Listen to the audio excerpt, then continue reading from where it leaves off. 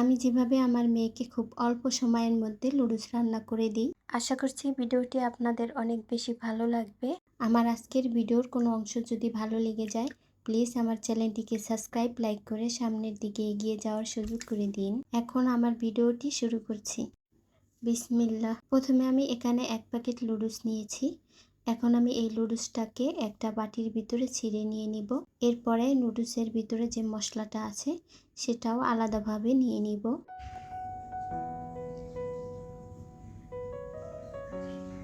এখন আমার লুডুস রান্না করতে যা লাগবে সেগুলো কেটে নিব।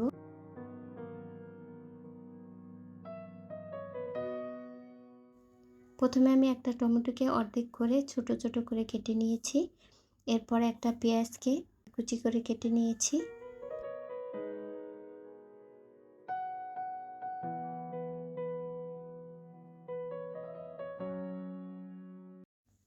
এরপরে কাঁচামরিচ আর ধনিয়া পাতা কুচি করে কেটে নিব।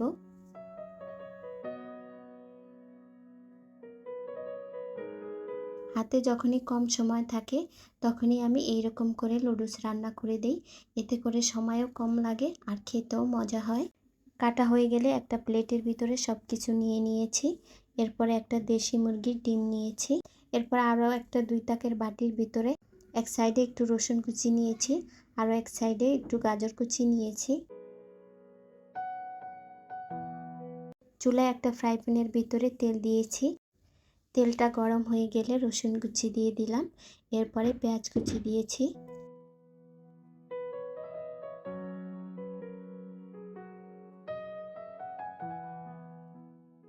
পেঁয়াজ রসুন যখন একটু ভাজা হয়ে আসছিল, এরপরে দিয়ে দিলাম গাজর কুচি। গাজর কুচিটা একটু ভাজা হয়ে গেলে এরপরে টমেটো দিয়ে একটু ভেজে নিয়েছি। সব কিছু ভাজা হয়ে গেলে এরপরে 1 কাপের মতো পানি দিয়েছি।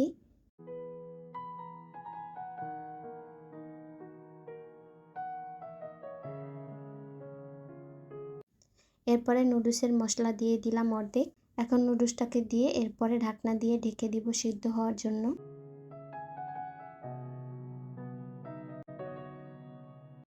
এরপরে ঢাকনাটা উঠিয়ে নুডলসটাকে উল্টিয়ে আবার ঢেকে দিয়েছি।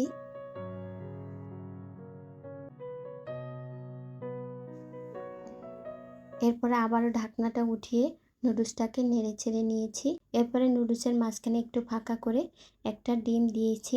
আমার মেয়ে বলছিল ডিমটা না ভাঙতে, নুডলসের মাঝখানে ডিমটা দিয়ে আস্ত করে সিদ্ধ করে দিতে।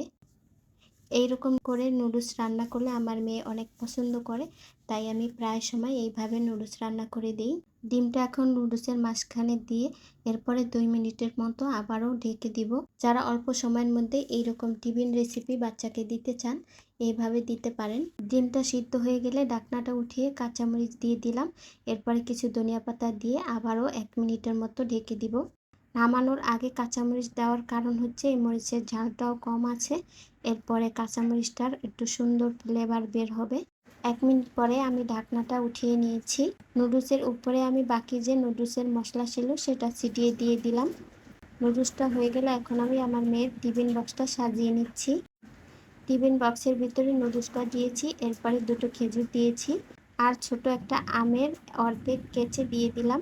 এরপর একটা টিস্যু দিয়েছি আর একটা কাঁটা চামচ দিয়ে দিলাম। আমার আজকের ভিডিওটি কেমন হয়েছে কমেন্ট করে জানাতে পারেন। আর আমার যদি কোনো ভুল ত্রুটি থাকে প্লিজ ক্ষমা দৃষ্টিতে দেখবেন। আমার আজকের ভিডিওর কোনো অংশ যদি সামান্য একটু ভালো লেগে যায় তাহলে প্লিজ আমার এই ছোট্ট চ্যানেলটিকে সাবস্ক্রাইব, লাইক করে সামনের দিকে এগিয়ে যাওয়ার সুযোগ করে দিন।